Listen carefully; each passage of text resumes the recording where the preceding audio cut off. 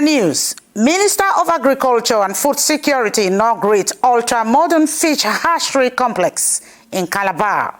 Cross River State House of Assembly passes bill to establish Cross River State University of Education and Entrepreneurship in Akamkpa.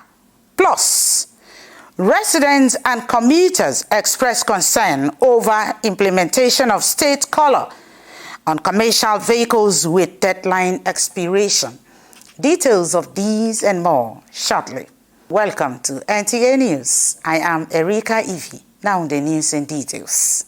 The renewed hope agenda of President Bola Ahmed Tinubu is committed to advancing the nation's agri-food system through technology and innovation for job creation, youth and empowerment, and poverty reduction in Nigeria. These are the words of the Minister of Agriculture and Food Security, Senator Abubakar Kyari, at the inauguration of Nigeria's first model fish hatchery complex in Calabar, Cross River State. Paul Abel has details.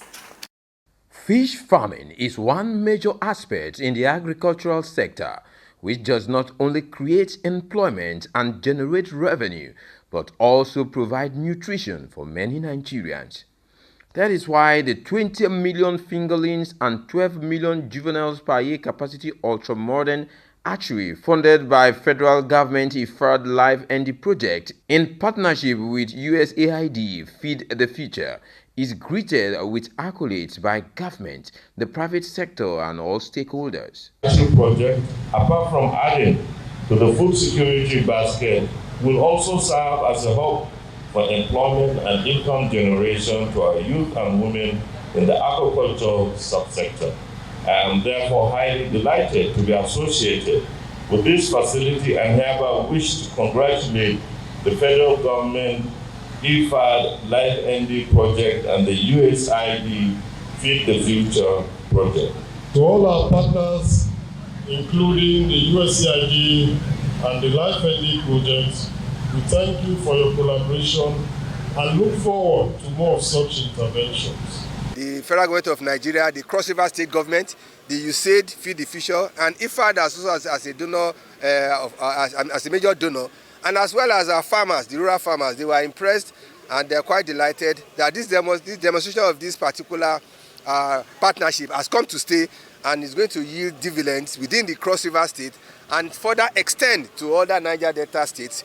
USAID Extension Activity partnered with over 311 micro, small and medium enterprises in Nigeria to identify juvenile as the most impactful practice for fish production in Nigeria. Some beneficiaries of the Live ND project also speak. We'll be proud to reproduce this in your state and make fish cook functional. There is no way we can create employment that will be better than agriculture. To say thank you to IFAD Life ND for making me who I am today. To pick me from the street, I didn't have a job. But when I heard about the program, IFAD Life ND is a Niger Delta agricultural agribusiness project. The objective is to enhance incomes, food security, and create jobs for our youths and women. The minister, after inaugurating the facility, led other dignitaries on a tour of the hatchery and training hall.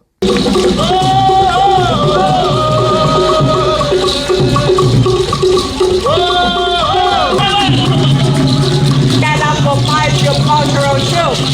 This is some of the beautiful culture. In Calabar, Paul Abel, NTA News. Poised to ensure food security, the federal government is undertaking several strategies through input support to farmers, land and climate management services, private sector-driven mechanization programs, and agriculture extension services to prioritize agricultural productivity and food production. Minister for Agriculture and Food Security, Abubakar Kyari, stated this at the 46th regular meeting of the National Council on Agriculture and Food Security, held in Calabar. The meeting is a platform for appraising existing policies, programs and projects at the national and subnational levels to ensure best practices in the agricultural sector towards food safety and sufficiency. Addressing participants, Minister for Agriculture and Food Security, Senator Abubakar Kyari, says the federal government is embracing a strong stakeholders partnership to harness initiative and interventions that will empower the people, promote global competitiveness through several agricultural programs. From our engaging technical sessions on resilience to climate change towards sustainable food security, we set the stage towards expanding initiatives on land management, infrastructure provision, research, innovation, agribusiness undertakings, and human safety for the desired socio-economic development in the country. Cross River State Governor Senator Basio too, represented by his deputy Peter Ode, says his administration is taking advantage of the huge agricultural potentials of the state in contributing to food security. The Cross River State government has also commenced an aggressive rejuvenation of the cocoa estate through the regeneration, expansion of existing farms, and the establishment of new cocoa estates in 6 selected local government areas. A realization of the abysmally low level of cultivation of coffee in the country and the high demand of the product, we have also commenced an aggressive coffee development program alongside cocoa. The meeting on the theme Resilience for Climate Change Towards Sustainable Food Security witnessed goodwill messages from different stakeholders. In Calabar, Justina Etam, NTA News. To end the disparity in educational sector in the state and encourage university education among young people, Cross River State House of Assembly has passed a bill to establish Cross River State University of Education and Entrepreneurship in Akamkpa. Oba sent a report that this follows the report presented at the plenary by the Chairman House Committee on Education, Martin Achado. University of Education and Entrepreneurship Bill, sponsored by leader of the 10th Assembly, Francis Asuko, was committed to Education Committee. The chairman and member representing Yalatu State Constituency, Martin Achado, while presenting the report, highlighted the committee efforts as member deliberated on it. Ambition of having a university degree due to the disparity between degree and NCE holders made students to seek for admission in the universities rather than College of Education. This has adverse effects on the admission service of the college and has greatly reduced the population in the college. It is therefore imperative to upgrade the status of the college to a degree status. The degree awarding institution to revive the college from the verge of collapsing due to loss of interest by students seeking admission for the award of NCE. This bill therefore aims at to upgrade the status of the college to university and repeal the College of Education law. Mr. Speaker, you will agree with me that the establishment of that university is going to be very important for the economic development of these states. Mr. Speaker, it's just not going to be an ordinary university, but a university of entrepreneurship. And you know what that would mean in the development of the economy of these states. Upon receiving the report, the House dissolved into Committee of the Whole for succinct consideration of the report. The Speaker commends the committee, reiterating the relevance of the bill to Cross Riverians. Those in support alongside to become part of this bill should say aye, and those against. Those in support, aye. Those against, alongside to become part of this bill, the ayes have it. Those in support that comments can become part of this bill should say aye, and those against. Those in support, aye. Those against, the ayes have the commencement is not part of it. Enactment, those in support that enactment should become part of this bill should say aye, and those against. Those in support, aye. Those against, the ayes have it, enactment has become part of it. Part 1, Section 1 to 4 to be part of this bill. Those in support will say aye, and those against nay. Those in support? Aye. Those against? The ayes have it. Part 1, Section 1 to 4 as become part of the bill. The ayes have it. Clap. Cross River State Education and Entrepreneurship Account. The Education and Entrepreneurship Bill, ACAMPA, has been read a third time. The bill which seeks to boost university education in the state has been transmitted to the governor for assent. In Calabar, Oba Hyacinth, NTA News. You're watching news reaching you from the studio of NTA. More news after this time out. Don't go away.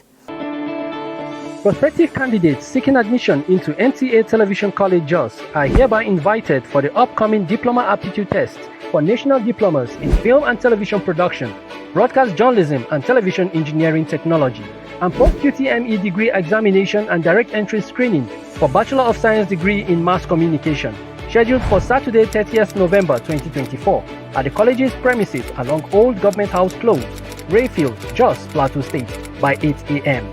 All candidates are to pay the sum of 2,000 Naira only through remitter platform in favor of NTA Television College, NTA Television College JOS, for knowledge and skills.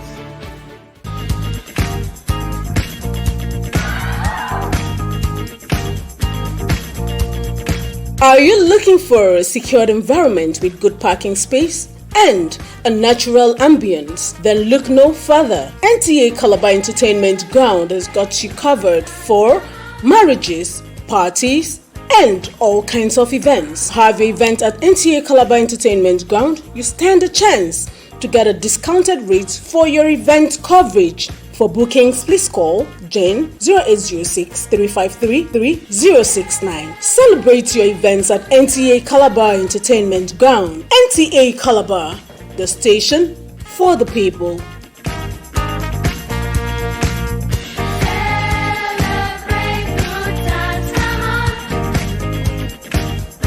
Welcome back to the rest of the news.